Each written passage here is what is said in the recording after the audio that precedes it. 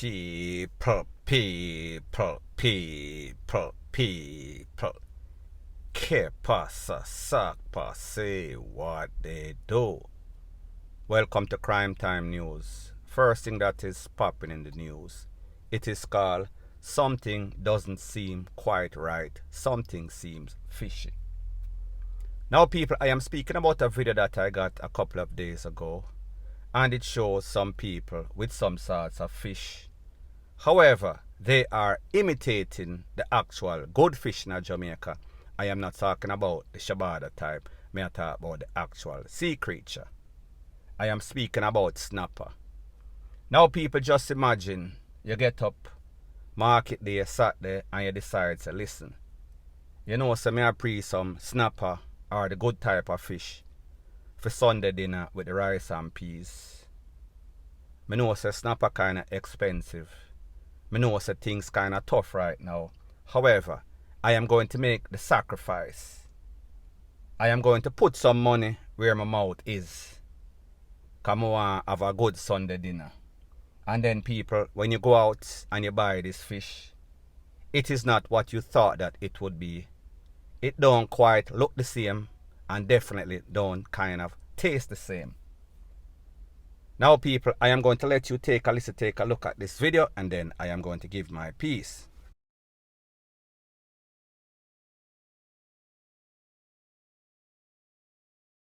Now people, because there is music playing in the background, I could not play the complete video, the video with the audio.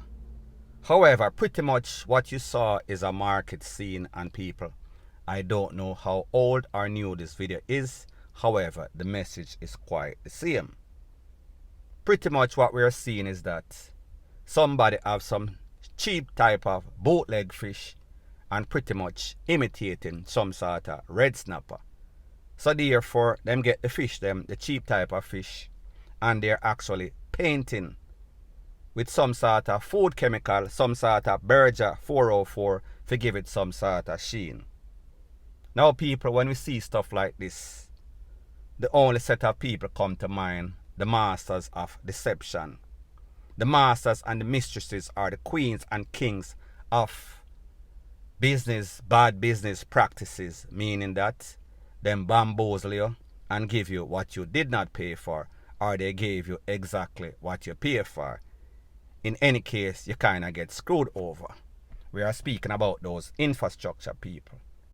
Now people, truth be told, deceptive practices in any sorts of business is not good. Because basically, they give you a 6 for your 9, them give you a A for your Z. And what makes it even worse is that sometimes these prices are just as expensive, or even if they are a little cheaper, it is not much savings. However, you are getting bad product, bad fish in this case, bad tasting fish, the texture kind of different. So therefore, you go out of your way, you spend your good earned money, and you get what you did not pay for. You get less than what you expected. However, people, at the end of the day, you have to understand you have a set of people that they don't respect the fact that Jamaica and people, I am not going to say that this is Jamaica. However, you know that whenever anything happens, you can expect it to come to a theater or some sort of store, some sort of fish vendor close to you, because everybody wants to maximize their profit line and everybody don't care about the customer who are supposed to be first. The moral of the story is this: when people do stuff like this, you cannot put anything past them, because people with sister, them have the bootleg soap, them have the bootleg medication, and then them have the bootleg fish. And when you pay your hard-earned money and you take something and you ingest it, you take it in your system, you swallow it, you eat it, especially if it is some sort of medication. So in other words, you get some Panadol. Instead of getting Panadol, you get some sort of sheetrock, some sort of thing, crush up and firm up, and then package as one thing. And then the next thing you know, you're sick, or even at the worst case scenario, you're DEAD. However, in this case, you expect snapper and you get banga Mary, point blank and period.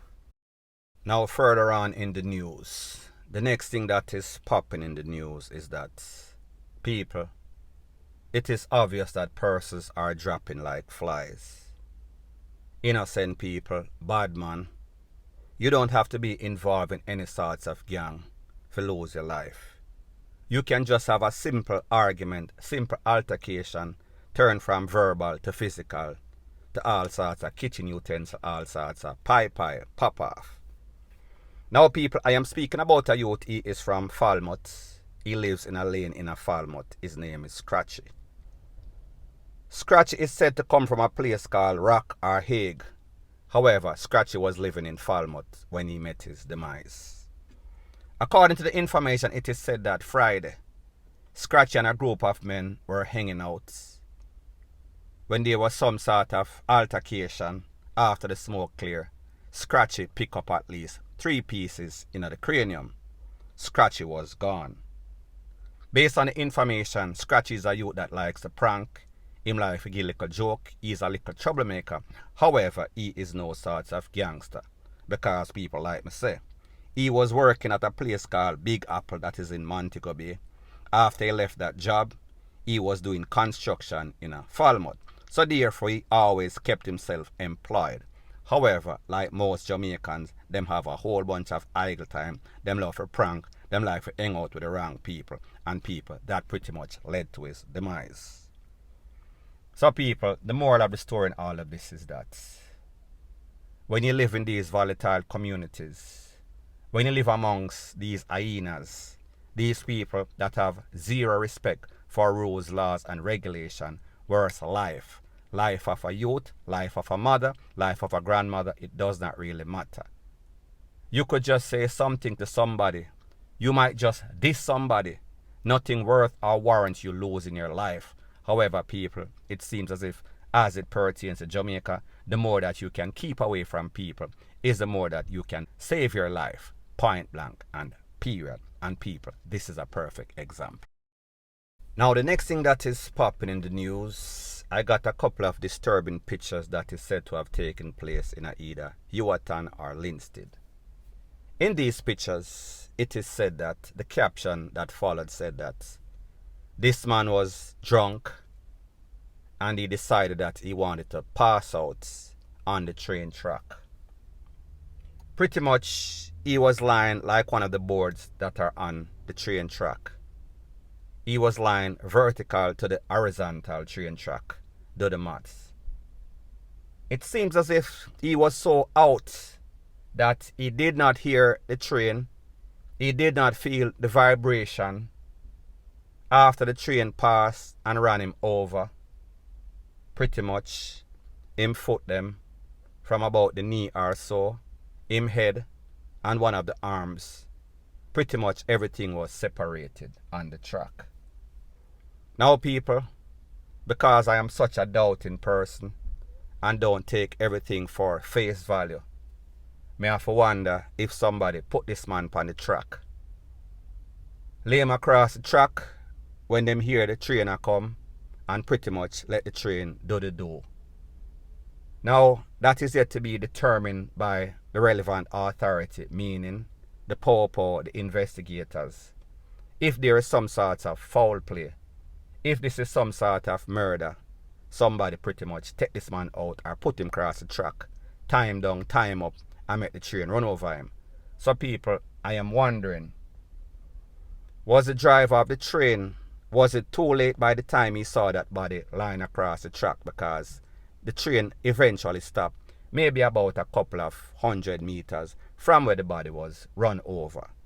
So people, me no know, like I said, whenever they do the autopsy, they will find out if this man was put across the track, was there any sort of other injuries to the man, meaning any sort of car in his head, in his neck, in his upper torso, whatever.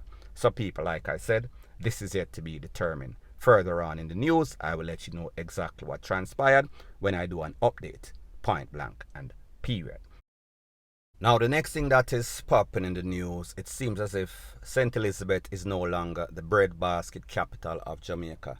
It is now the robbery capital, and I am speaking specifically Santa Cruz. Within 3 weeks, 4 robberies. The latest robbery, a security guard, he was working at the MoneyGram agent. when he went outside to get some money from the security company.